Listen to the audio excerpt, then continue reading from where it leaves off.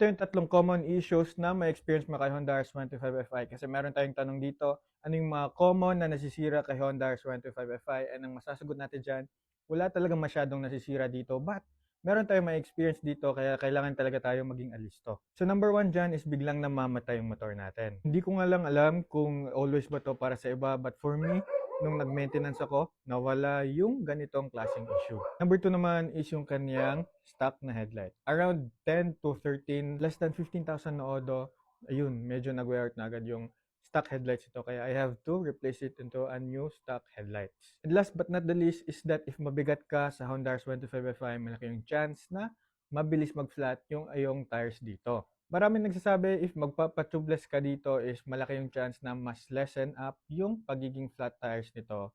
So, I advise you to go for tubeless rather than tube type if you're planning to buy this motorcycle. So, always upgrade the tires talaga. Kasi if ipang long ride mo to, malaking chance talaga na mafa-flat ka if ever ito yung mapusuan mo.